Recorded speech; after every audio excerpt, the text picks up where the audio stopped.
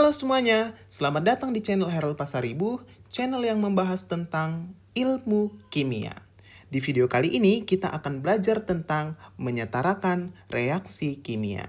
Namun sebelum saya sampaikan materinya, di sini saya akan memberikan beberapa catatan atau poin-poin yang mungkin teman-teman perlukan sebelum membahas materi menyetarakan reaksi kimia atau materi persamaan kimia. Langsung saja kita masuk ke pembahasannya. Di catatan pertama, di sini saya akan membahas tentang fasa atau wujud benda. Fasa atau wujud benda. Kalau dulu teman-teman di jenjang SD maupun SMP mempelajari wujud benda itu ada 3 gitu ya. Padatan, cairan maupun gas. Dalam ilmu kimia ada satu tambahan wujud atau fasa benda. Di mana fasa benda tersebut juga cukup sering muncul di dalam penyetaraan reaksi kimia atau dalam persamaan reaksi kimia. Langsung saja kita bahas satu persatu. Tentu ada yang pertama fasa atau wujud benda padatan. Kemudian ada yang disebut sebagai wujud benda cairan. Kemudian ada yang disebut sebagai wujud benda gas. Dan yang terakhir sebagai satu wujud benda tambahan dalam mempelajari materi kimia, yaitu wujud benda berupa larutan. Oke, dari masing-masing wujud benda ini biasanya ada singkatannya gitu ya, sebagai kesepakatan agar memudahkan gitu ya, memudahkan penulisan dalam persamaan reaksi kimia. Yang pertama untuk padat biasa disingkat dengan S, di mana S ini menyatakan solid. Sementara cairan biasanya disingkat dengan L, di mana L ini menyatakan liquid. Sementara gas disingkat dengan G, menyatakan gas. Dan larutan biasanya disingkat dengan AQ yang menyatakan aqueous. Oke. Semoga sampai sini teman-teman bisa mengingat 4 wujud benda yang akan sering muncul di dalam persamaan reaksi kimia. Oke, langsung saja kita ke materinya. Materi persamaan reaksi kimia, misalkan saya punya suatu reaksi. Suatu reaksi kimia AX, BY. Di sini saya buat G, kemudian terurai menjadi AX ditambah BY. Oke. Di sini saya buat di masing-masing komponen ada A, B, dan C. Oke, mari kita bahas masing-masing identitas yang terdapat pada persamaan reaksi kimia berikut. Nah, di sini tentu teman-teman sudah sangat familiar terhadap panah reaksi dalam persamaan reaksi kimia, gitu ya. Panah ini biasanya disebut sebagai panah reaksi. Panah reaksi. Kemudian, yang perlu teman-teman pahami dari panah reaksi ini, gitu ya. Bagian di sebelah kanan panah reaksi,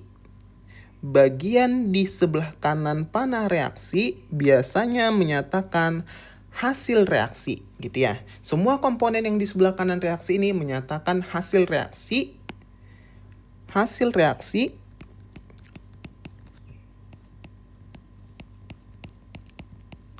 Atau yang biasa kita sebut dengan produk.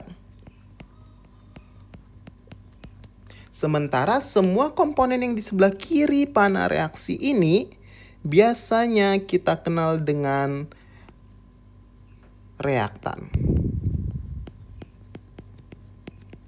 Oke, jadi teman-teman perlu mengenali bagian di sebelah kanan panah reaksi merupakan hasil reaksi atau yang biasa disingkat dengan produk. Sementara bagian di sebelah kiri panah reaksi merupakan reaktan. Istilahnya kalau kita membuat suatu roti, roti itu merupakan produk daripada reaksi kita. Sementara reaktannya apa aja? Reaktannya bisa berupa telur, bisa berupa tepung, dan lain sebagainya. Kira-kira seperti itu. Oke, kemudian terkait X dan Y, gitu ya, terkait X dan Y. Dalam reaksi ini, X dan Y itu sering disebut sebagai indeks reaksi.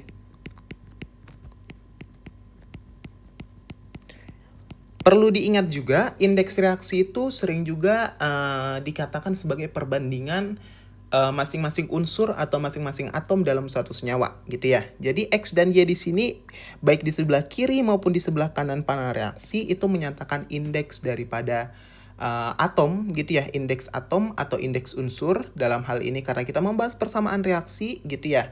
Maka X dan Y itu disebut sebagai indeks reaksi atau indeks unsur, atau bisa juga disebut sebagai indeks atom. Gitu ya. Atau ini saya buat indeks atom atau unsur dalam persamaan reaksi. Unsur atau atom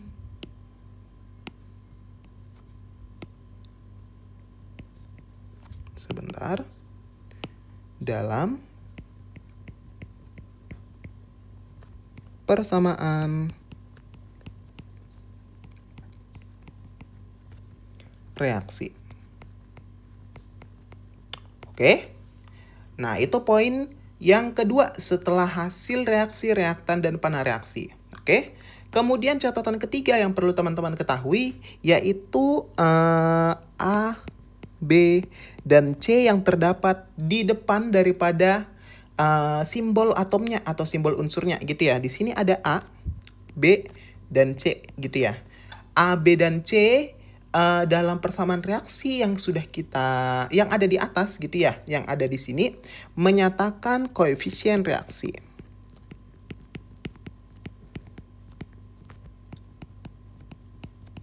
Jadi dalam menyetarakan reaksi kimia, biasanya kita menyetarakan koefisiennya. Jadi kita nanti akan memperhatikan koefisien reaksinya dan menyamakan jumlah masing-masing unsur sebelum dan sesudah reaksi itu harus sama agar bisa reaksi tersebut dikatakan setara. Oke, kemudian yang poin terakhir berarti setelah ada indeksnya, ada koefisien reaksinya, ya di sini ada A dan B gitu ya. A dan B, ya A dan B ini merupakan A dan B huruf kapital ini merupakan simbol unsurnya gitu ya. Simbol unsur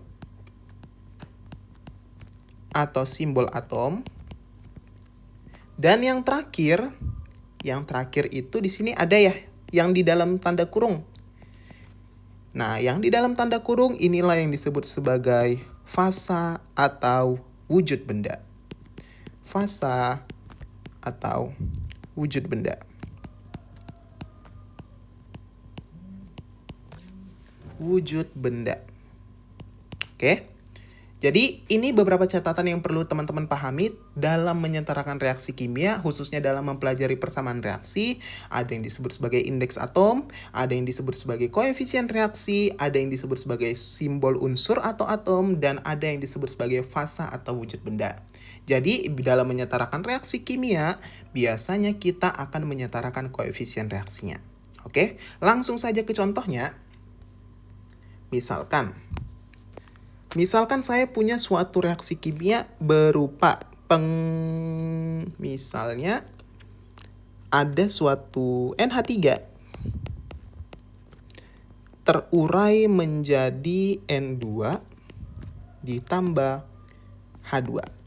Gitu ya. Di sini saya tidak berikan fasa bendanya gitu ya, atau fasa atau wujud bendanya karena kita akan fokus menyetarakan reaksi kimianya. Yang penting teman-teman sudah memahami bahwa di dalam suatu persamaan reaksi ada identitas-identitas yang harus teman-teman ketahui, gitu ya. Oke.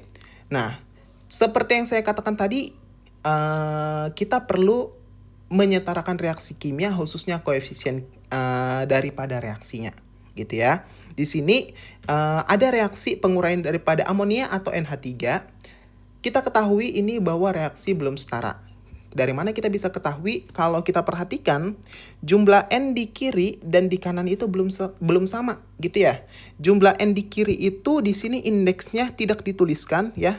Di sini kan indeks biasanya ada di depan daripada simbol unsur gitu kan ya. Misalnya X dan Y ini indeks reaksinya ada di depan daripada simbol unsur. Nah, di sini tidak ditulis nih indeks reaksi daripada unsur N dalam NH3, maka kalau tidak dituliskan dianggap 1. Oke? Di sini kalau kita mau mengecek jumlah N di sebelah kiri atau di sebelum reaksi ada indeksnya 1, koefisiennya juga 1. Gitu ya, kalau tidak dituliskan dianggap 1. Maka untuk jumlah N di kiri itu sama dengan indeks dikali koefisien gitu ya. Indeksnya 1, koefisiennya 1, berarti N di kiri ada 1 buah. Sementara N di kanan indeksnya 2 dikali koefisiennya 1, berarti di kanan indeks reaksinya ada jumlah atom N ada sebanyak 2 buah. Dari sini aja sudah terlihat jelas bahwa jumlah N itu tidak sama. Berarti kalau jumlahnya belum sama, dinyatakan reaksi ini belum setara. Jadi bagaimana cara menyetarakan reaksi kimia ini? Maka langkah-langkahnya mari kita bahas. Sini saya hapus terlebih dahulu. Oke. Nah, untuk langkah pertama. Kita menggunakan pemodelan matematis gitu ya. Agar lebih terstruktur nanti, kalau teman-teman sudah lancar, nanti bisa teman-teman lihat daripada perbandingan daripada indeks reaksinya. Oke. Langkah pertama, teman-teman perlu melakukan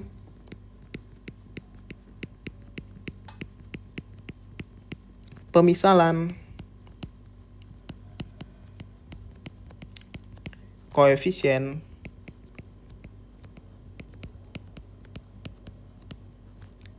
reaksi. Nah, di sini saya salin ulang reaksi kimia yang kita punya. NH3 terurai menjadi N2 ditambah H2. Di sini kita ketahui bahwa koefisien reaksinya masih 1:1:1 gitu ya, karena tidak ditulis. 1:1:1. Nah, sesuai dengan langkah pertama yang kita buat, melakukan pemisalan koefisien reaksi, maka di sini kita bisa misalkan koefisien dari reaksi NH3 adalah kita misalkan A, N2 kita misalkan B, dan H2 kita misalkan C. Oke, setelah melakukan pemisalan koefisien reaksi, kita masuk ke langkah kedua.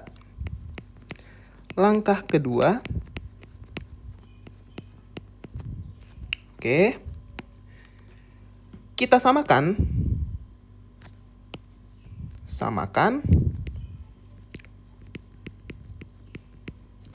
jumlah unsur sejenis sebelum reaksi yang di sebelah kiri harus sama dengan di kanan. Oke, bagaimana maksudnya? Jadi tadi kita sudah memisalkan koefisien reaksi yang kita punya, gitu ya. Di sini saya salin terlebih dahulu. Oke. Nah, kita mau menyamakan jumlah unsur sejenis atau yang sama di kiri sama dengan di kanan. Kalau kita lihat yang di sebelum reaksi di sebelah kiri tanda panah ini ya. Di sebelah kiri tanda panah terdapat ada unsur N, kemudian ada unsur H. Atau unsur H dan unsur N. Gitu ya. Ada unsur N dan ada unsur N dan ada unsur H. Oke. Sekarang kita bandingkan. Unsur di kiri harus sama dengan unsur di kanan. Oke. Unsur di kiri harus sama dengan unsur di kanan. Untuk N, seperti yang saya katakan tadi, untuk menentukan jumlah atom atau jumlah unsur di masing-masing komponen, kita harus mengalihkan indeks dikali koefisien. Indeks N di sini sebanyak 1 buah, dikali dengan A, berarti 1 dikali A, maka jumlah N di kiri sama dengan A. Gitu ya. Jadi kalikan indeks dan koefisien reaksi. A dikali 1 adalah A, maka jumlah N di kiri sama dengan A. Oke. Kalau tidak ada N di kiri lagi, berarti kita sama dengan kan. Oke, kita sama dengan kan dengan jumlah N yang ada di kanan. Untuk N di kanan, indeks reaksinya ada 2 buah. Kemudian koefisien reaksinya ada B. Kita kalikan B dikali 2 sama dengan 2B. Oke, Di sini ini saya turunkan terlebih dahulu.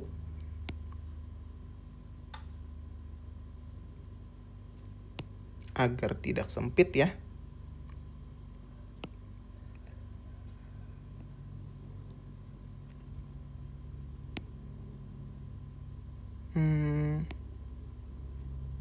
Oke, seperti ini. Ini saya hapus.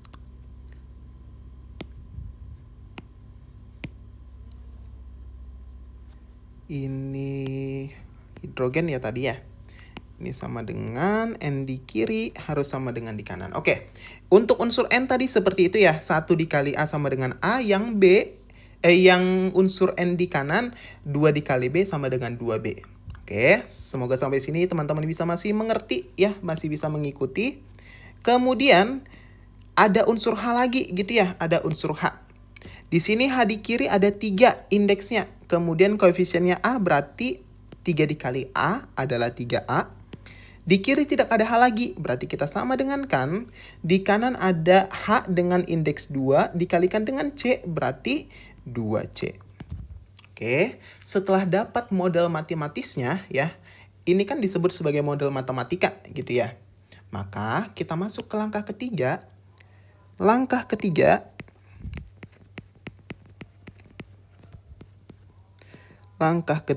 misalkan nilai A sama dengan 1 gitu ya. Misalkan nilai A sama dengan 1. Maka kita ambil persamaan reaksi yang persamaan matematis kita yang pertama. Ini yang kedua ya. Kenapa yang pertama? Karena yang pertama mempunyai variabel A. Boleh nggak yang kedua? Jawabannya boleh, karena dia punya variabel A juga. Gitu ya. Jadi kita ingin mencari nilai masing-masing variabelnya. Boleh persamaan 1 maupun persamaan 2. Di sini saya bergerak dari persamaan 1 dengan persamaannya adalah A sama dengan, sebentar akan saya rapikan, A sama dengan 2B. Nah, ingat, kita misalkan nilai A sama dengan 1, maka 1 sama dengan 2B, sehingga B nilainya sama dengan 1/2. Oke, nilai B sama dengan 1/2. Oke, kemudian kita masukin nilai A juga pada persamaan kedua gitu ya, karena nilai A sudah dapat, nilai B sudah dapat. Sekarang kita mau mencari nilai C gitu ya. Nilai C berarti untuk persamaan kedua 3A sama dengan 2C. Nilai A-nya sama dengan 1, berarti 3 dikali 1 sama dengan 2C. Maka kita dapat nilai dari 3 sama dengan 2C. Nilai C sama dengan 3/2. Oke, semoga sampai sini teman-teman masih bisa mengikutinya. Oke, setelah kita dapat nilai A, nilai B, nilai C, barulah kita masukin ke persamaan reaksi yang kita punya. Di sini kita salin ulang. Kita salin. Maka untuk masing-masing koefisien reaksi, kita masukin nilainya. Untuk nilai A sama dengan 1, nilai B-nya sama dengan 1/2, dan nilai C-nya sama dengan 3/2. Apakah reaksi ini sudah setara? Mari kita hitung. Untuk masing-masing unsurnya. Untuk unsur N, di kiri harus sama dengan di kanan. N di kiri di sini koefisiennya 1. Koefisiennya 1 dikali indeks reaksinya 1. Koefisiennya juga 1, berarti N di kiri sama dengan indeksnya 1 dikali koefisiennya 1, berarti ada 1 buah N. Di kanan ada 1/2 dikali indeksnya adalah 2. Ini kita eliminasi, maka nilainya adalah 1 juga. Sudah jumlah N sudah setara. Oke, sekarang kita masuk ke jumlah H. H di kiri ada indeksnya 3, koefisien reaksinya 1, berarti 3 kali 1 itu adalah 3. Sementara di kanan 3/2 dikali indeksnya adalah 2, sama dengan, ini sama juga kita eliminasi, hasilnya 3, berarti H di kiri sama di kanan sudah sama-sama dengan jumlahnya yaitu 3. Karena jumlah daripada masing-masing unsur atau masing-masing atom sudah sama, maka reaksi ini dikatakan reaksi yang sudah setara. Oke, jadi ini cara menyetarakan reaksi sesuai model matematis gitu ya. Kak, emang boleh koefisien reaksi itu berbentuk pecahan? Boleh gitu ya. Jadi tidak masalah kalau koefisien reaksi itu dalam bentuk pecahan. Kalau teman-teman ingin membuat dalam bentuk bilangan bulat, boleh saja gitu ya. Karena ini penyebutnya per 2, maka ini kita bisa kali 2. Kalau kita kali 2, berarti semua koefisien reaksinya harus kita kali 2. Berarti ini saya salin ulang dulu reaksinya. Menghasilkan N2 ditambah H2. Oke, kita kali 2 seluruh koefisien reaksinya, berarti ini ada 2NH3. 1/2 kita kali 2, dia ada 1. 3/2 kita kali 2, dia ada 3. Koefisien reaksi yang 1 biasanya tidak dituliskan. Maka untuk reaksi setara apabila ingin dikalikan yang pecahannya, itu ada di reaksi yang kedua. Tapi yang pertama kita buat dalam bentuk pecahan juga sudah benar ya. Jadi dalam menyetarakan reaksi dengan pemodelan matematis terdapat 3 langkah gitu ya. Yang pertama itu melakukan pemisalan koefisien reaksi. Yang kedua menyamakan jumlah unsur sejenis di kiri dan di kanan. Lalu kita misalkan nilai koefisien reaksi A sama dengan 1. Gitu ya. Oke, kita masuk contoh berikutnya. Misalkan kita mempunyai suatu reaksi yang lebih banyak gitu ya komponennya. Misalkan saya punya reaksi CH4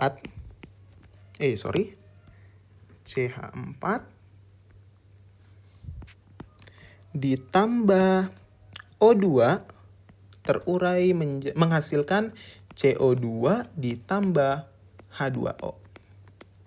Gitu ya. Dalam persamaan reaksi ini disebut reaksi pembakaran hidrokarbon gitu ya. Namun dalam konteks ini kita akan membahas penyetaraan reaksinya. Sama seperti tadi langkah-langkahnya, kita langsung aja misalkan di sini ada A, di sini ada B, di sini ada C, dan di sini ada D. Oke, langkah pertama melakukan pemisalan koefisien reaksi. Oke, masuk ke langkah kedua, kita samakan jumlah unsur di kiri sama dengan unsur di kanan. Oke. Tapi ingat, unsur yang kita samakan adalah unsur yang sejenis, gitu ya. Di kiri atau di sebelum reaksi dari persamaan reaksi ini terdapat unsur C, unsur H, dan unsur O. Kita harus samakan di kiri sama dengan di kanan. Maka untuk unsur di kiri, untuk unsur C, indeks reaksinya di sini ada 1. Koefisien reaksinya di sini ada A. Berarti 1 dikali A sama dengan A. Di sebelah kiri tidak ada lagi C, berarti langsung kita sama dengan kan. Di kanan di sini juga indeksnya 1. Atau tidak dituliskan gitu ya. Ingat kalau tidak dituliskan kita anggap 1, koefisien reaksinya C. Kita kalikan 1 dikali C sama dengan C. Gitu ya. Berarti yang di kiri A, di kanan adalah C. Oke. Kemudian untuk jumlah H. Koefisien reaksinya adalah A. Kemudian indeks reaksinya adalah 4. Berarti 4 kali A adalah 4A. Tidak ada unsur H lagi di sebelah kiri. Berarti kita sama dengan kan. Di kanan unsur daripada H ada di sini gitu ya. Indeks reaksinya 2. Koefisien reaksinya adalah D. 2 dikali D adalah 2D. Oke. Dan yang terakhir ada unsur atau atom O gitu ya. Di sebelah kiri atom O-nya indeksnya ada sebanyak 2. Koefisiennya B berarti 2 dikali B adalah 2B. Di kanan unsur daripada O di sini ada 2 tempat gitu ya.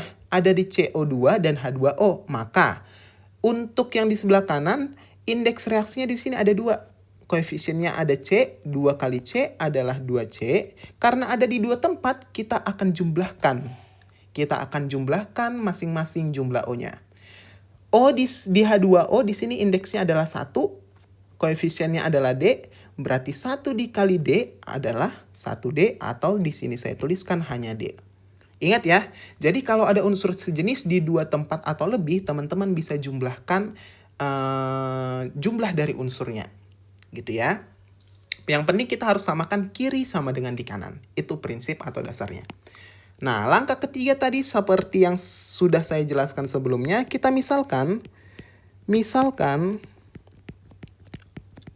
nilai daripada A sama dengan 1. Oke, nilai A sama dengan 1. Maka dari persamaan pertama, kita bisa dapat nih. Persamaan pertama adalah A sama dengan C, sehingga nilai C sama dengan 1. Gitu ya. Nilai A-nya kita misalkan 1. Masuk ke persamaan kedua. Masuk ke persamaan kedua. 4A sama dengan 2D. Gitu ya. Masukin nilai A-nya, berarti 4 dikali 1 sama dengan 2D. Maka nilai dari D sama dengan 4/2. Atau ini setara dengan 2. Gitu ya, 4 dibagi 2 sama dengan 2. Dapat nilai A, dapat nilai C, dapat nilai D. Sekarang kita cari nilai B. Dari mana? Dari persamaan yang ketiga. Oke, kita masuk ke persamaan yang ketiga. Persamaannya adalah 2B sama dengan 2C ditambah D. Maka kita substitusi nilai yang sudah kita dapat. 2B kita mau mencari B. Nilai C-nya sama dengan 1. Berarti ini 2 dikali 1 ditambah nilai D-nya adalah 2. 2. Gitu ya. Maka ini 2B sama dengan 2 ditambah 2. 2B sama dengan 4. Maka nilai B sama dengan 4 dibagi 2 sama dengan 2. Gitu ya. Ingat prinsipnya, yang lengket dengan variabel itu sebagai penyebut atau sebagai pembagi atau posisinya di bawah. Gitu ya.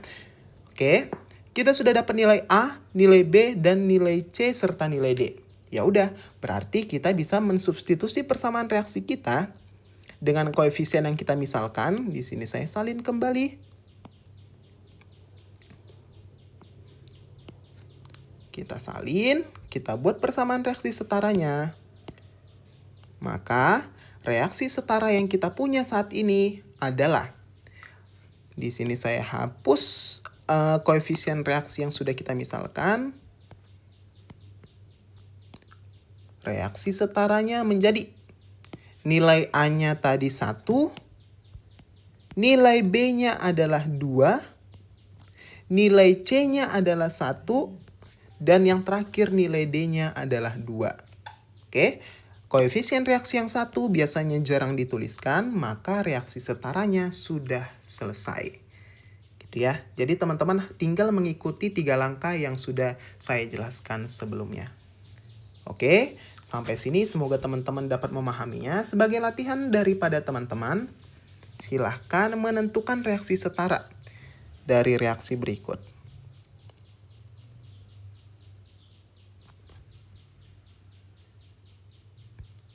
Misalkan, di sini saya buat latihan.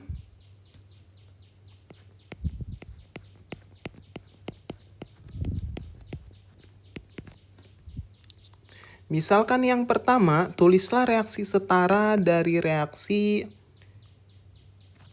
misalkan,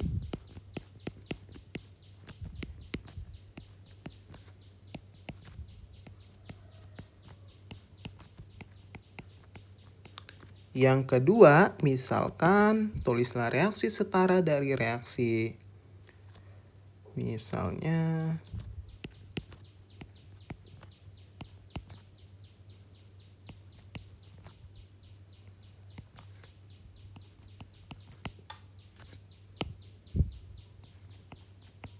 oke, silahkan teman-teman kerjakan 2 latihan ini. Tentukan masing-masing koefisien reaksi dari reaksi kedua. Setarakan.